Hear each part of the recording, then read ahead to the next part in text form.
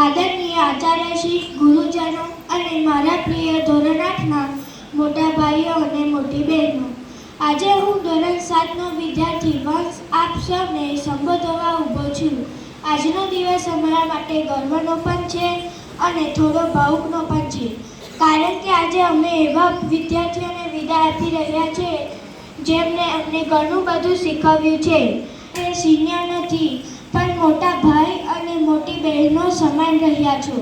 તમારી સાથે વિતાવેલા દરેક દિવસો આજે યાદ બની રહ્યા છે, જે અમારી માટે હંમેશા પ્રેરણારૂપ રહેશે. તમારી પાસેથી અમને સંચાલન કરવાની કળા શીખવા મળી, સંમતિનું કેવી રીતે જવાબદારી કરવું એ સમજવા મળ્યું. તમારી નિર્મળતા અને સહકારની ભાવનાઓ અમને ઘણું પ્રેરિત કરે છે.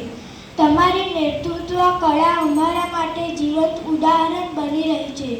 ભણવામાં તમારી જિજ્ઞાસા જોઈને અમને પણ ભણવાની પ્રેરણા મળે. પ્રત્યેક પ્રવૃત્તિમાં તમારો સક્રિય ભાગીદારી અમને આગળ વધવા પ્રોત્સાહિત કરે છે. તમે દરેક સ્પર્ધામાં હંમેશા આગળ રહ્યા અને તાલુકા, જિલ્લા, રાજ્ય અને દેશ સ્તરે શાળાનું નામ રોશન કર્યું. આપની સિદ્ધિઓ અમારા માટે ગૌરવની વાત છે અને અમને પણ એ જ માર્ગ આગળ વધવાની પ્રેરણા આપે છે.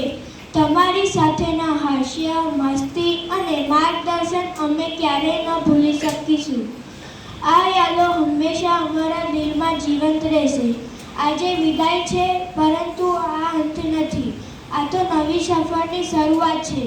અમે આશા રાખીએ છીએ કે તમે જીવનમાં આગળ વધશો અને અમારા માટે હંમેશા પ્રેરણા સ્ત્રોત બની રહેશો. અંતમાં દિલથી એટલું જ કહીશું કે તમારા દ્વારા અમને ઘણું બધું શીખવા મળ્યું છે. આભાર.